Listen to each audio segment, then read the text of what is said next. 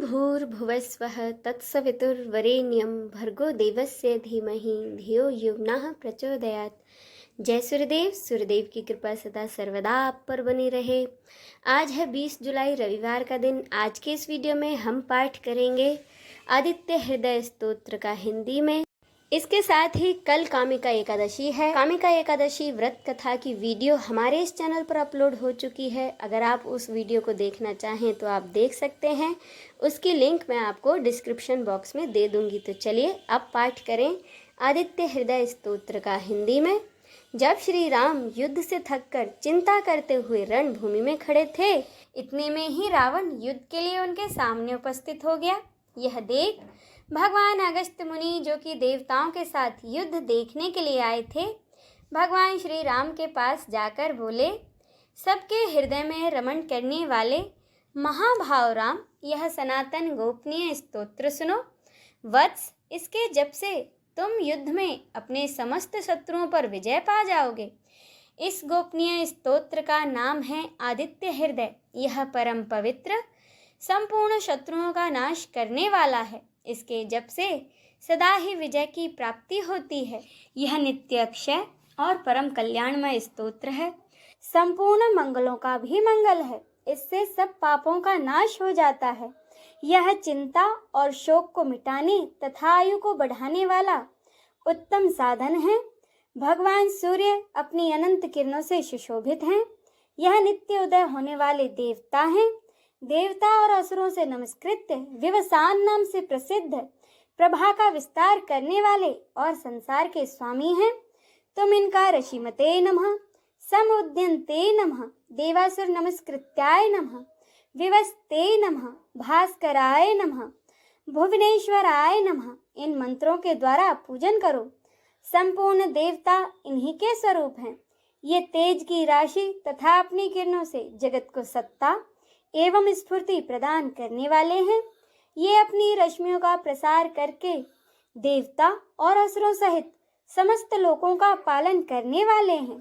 भगवान सूर्य, ब्रह्मा, विष्णु, शिव, स्कंद, प्रजापति, महेंद्र, कुबेर, काल, याम, सोम एवं वरुण आदि में भी प्रचलित हैं।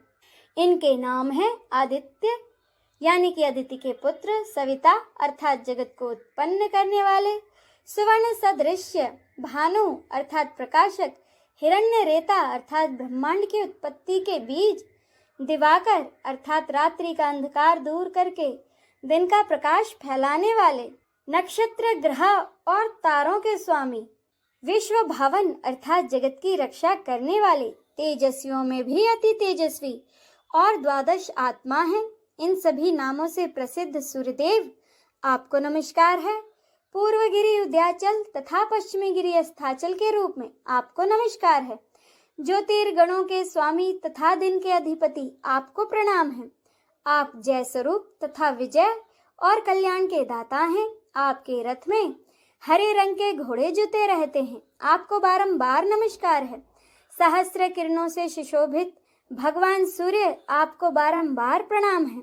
आप अदिति के पुत्र होने के कारण आदित्य नाम से भी प्रसिद्ध हैं। आपको नमस्कार है। उग्र, वीर और सारंग सूर्य देव को नमस्कार है। कमलों को विकसित करने वाले प्रचंड तेजधारी मार्तंड को प्रणाम है। आप ब्रह्मा, शिव और विष्णु के भी स्वामी हैं। सुर आपकी संज्ञा है। यह सूर्य मंडल आपका ही तेज है। आप प्रकाश से परिपूर्ण हैं। सबको स्वाहा कर देने वाली अग्नि आपका ही स्वरूप है। आप रौद्र रूप धारण करने वाले हैं। आपको नमस्कार है।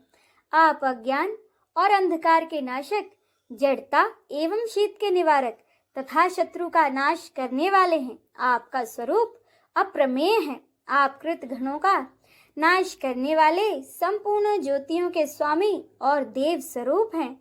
आपको नमस्कार है। आपकी प्रभा तपाए हुए सोने के समान है। आप हरे और विश्वकर्मा हैं। तम के नाशक, प्रकाश स्वरूप और जगत के साक्षी हैं। आपको नमस्कार है। रघुनंदन, ये भगवान सूर्य ही संपूर्ण भूतों का संहार, सृष्टि और पालन करते हैं। ये अपनी किरणों से गर्मी पहुंचाते हैं और वर्षा करते हैं। ये सब भूतों में अंतर्यामी रूप से स्थित होकर उनके सो जाने पर भी जागते रहते हैं। ये ही अग्निहोत्र तथा अग्निहोत्री पुरुषों को मिलने वाले फल हैं। वेदों, यज्ञ और यज्ञों के फल भी ये ही हैं। संपूर्ण लोकों में जितनी क्रियाएं होती हैं उन सब का फल देने में ये ही पूर्ण समर्थ हैं। राघव, विपत्ति में, कष्ट में, दुर्गम मार्ग में तथा और किसी भय के अवसर पर जो कोई पुरुष इन सूर्यदेव का कीर्तन करता है उसे दुख नहीं भोगना पड़ता। इसीलिए तुम एकाग्रचित होकर इन देवादिदेव जगदीश्वर की पूजा करो। इस आदित्य हृदय का 3 बार जप करने से तुम युद्ध में विजय पाओगे। महाभाव, तुम इसी क्षण रावण का वध कर सकोगे।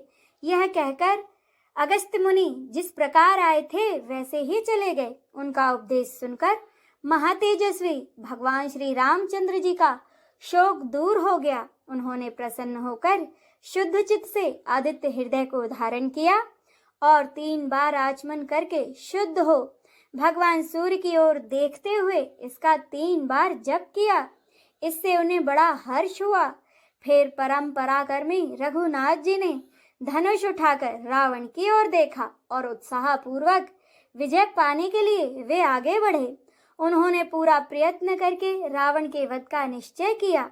उस समय देवताओं के मध्य खड़े हुए भगवान सूर्य ने प्रसन्न होकर श्री रामचंद्र जी की ओर देखा और निशाचर राज रावण के विनाश का समय निकट जानकर हर्ष पूर्वक कहा, हे रघुनंदन, अब जल्दी करो। इस प्रकार भगवान सूर्य की प्रशंसा में कहा गया और महर्षि वाल्मीकि की रामायण के युद्ध कांड में वर्णित यह आदित्य हृदय स्तोत्र संपन्न होता है।